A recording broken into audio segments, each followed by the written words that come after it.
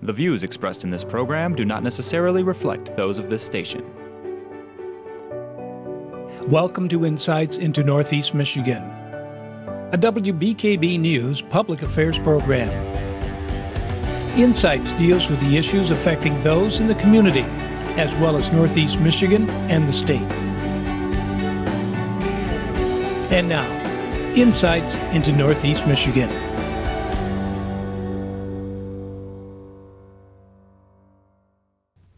Good morning and welcome to this edition of Insights. I'm Aaron Parsegian. I'm joined this morning by ACC Professor of Political Science, Tim Kuhnlein.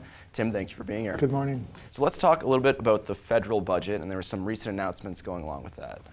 Yes, well, I think we're finally getting to the place in the transition where the White House is presenting its version of preferences for the budget.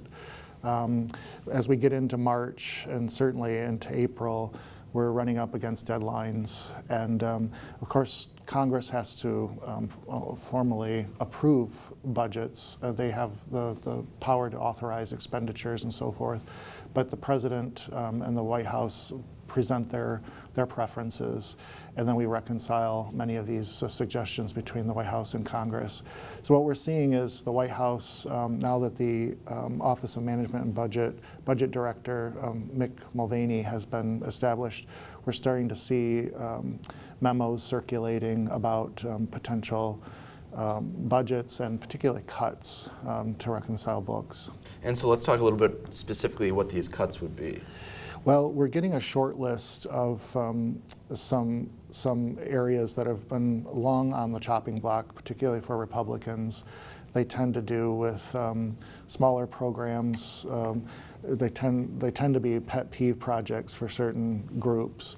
And so, for example, there are roughly 9 that are being bandied about right now, and I'll just read these off. Legal Services Corporation, the Corporation for Public Broadcasting, AmeriCorps, the Appalachian Regional Commission, Office of National Drug Control Policy, the Export-Import Bank, which has been a particular issue for the Koch brothers, and the National Endowment for the Arts and the National Endowment for the Humanities. These are just some examples. Clearly there will be more extensive cuts to drive the agenda that Trump put forth in the campaign, and certainly Republicans have been chomping at the bit for some time. But this is kind of an indication of where we're probably going to go. And a lot of these have local implications too, because you mentioned the cutting of public television, public radio, AmeriCorps, which is there's even a local base right here at the National Marine Sanctuary where a lot of the AmeriCorps members work. That's right. I mean, these are issues that are chump change. I mean, combined, all of those programs I just listed are about $500 million, so $500 million. The smaller programs that are being proposed are about $2.5 billion in total cuts. And this really is not really the core, it's not going to solve the problem of the national deficits. I think the real question is, I mean, we all understand we've got to reconcile our books. This has been a long-standing problem. I in particular think this is one of our greatest national security threats. The sad part about this is that you can see how so many of these programs will trickle down to us locally, particularly in the arts. I can see it from my own experiences. And I know that we need to, at some point, reconcile that something's got to be done. But I think the real issue here is what will be done, and is it the best course of action? Because it's pretty clear that the attempt here is to shift money from some programs to make that money available for other programs, and it really begs the question, is the problem, which is the deficits and the national debt, really going to be impacted by any of this? Or are we sacrificing some pretty important things, especially for small rural communities like ours that are beneficiaries of this, that are being sacrificed for a larger cause that isn't really going to prove itself out. So when we talk about the federal deficit, it's obviously a huge amount of money. And when you talk about these programs that are cutting, they only make up a minuscule amount. You said only $500 million of the entire thing. So what do you think the significance of these even being cut is? Right. So for example, for the National Endowment for the Arts, it's a total budget of $146 million a year. And that's like 1/100th of 1% of the total discretionary budget.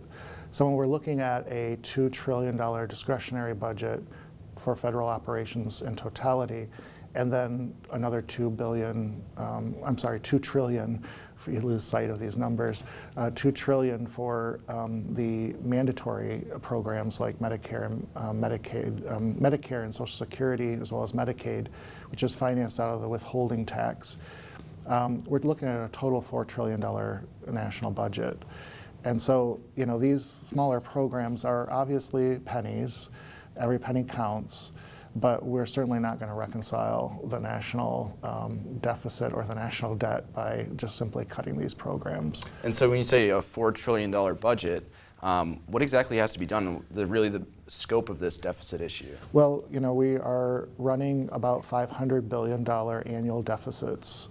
And we have a total of accrued debt of about 19 trillion, and counting, it's going over 19 trillion clearly. And so with each successive year of deficit, we add to that amount. And so the real problem here is the gap between what we're bringing in revenue and what we're budgeting to spend and what we're actually spending beyond budget, because of course we're never falling within those parameters. We've actually managed to pull things back into order. We were having $500 billion deficits under the Bush administration, George W., since 9/11.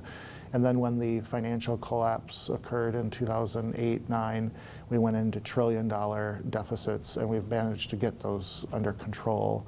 Of course, all of this is happening as we engage in the war on terror, which is extremely expensive, and this is following up from the Cold War, which was extremely expensive, and none of this have we paid for. It's all on credit, and we've reached our credit limits. So these deadlines coming up in April, for example, funding for the current fiscal year ends in April 28th. We're probably going to see some major budget battles like we've seen in the recent history. In recent history, they've had government shutdowns when something like this occurs as well. Yeah, I doubt that's going to be the case here because we have the same party in charge of both branches of government. But the real question here is the debt ceiling and whether this Congress, a Republican Congress and a president will authorize the expansion of this opportunity to go further and further into debt.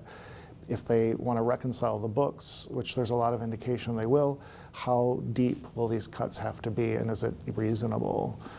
So then we have to look at the tax side of the equation. And just very quickly, talking about the difference between a discretionary part of the budget and the other part of the budget, what is the difference in that?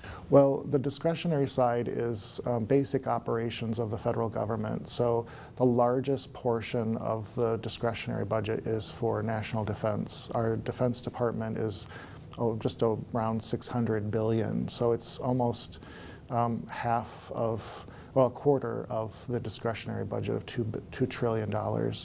But when you add up Department of Homeland Security and Veterans Affairs and state, all of which are foreign related, you're clearly at $1 trillion or more, which leaves the remainder of that $2 trillion on the discretionary side for domestic programs, including infrastructure programs that Trump has, and Democrats for some time have advocated. Obviously, there's a necessity. The other side of the equation then is the so-called entitlement programs, but they're financed through withholding taxes, and it's basically, they're supposed to be self-financing. Medicare, Social Security, Medicare, Medicaid. We pay into those with withholding tax, a separate tax from our income tax. And well, there are some challenges there. So that makes up the other $2 trillion for a roughly $4 trillion annual federal budget. All right, well, we're going to continue this conversation after the break, so stay tuned because there's more insights coming up.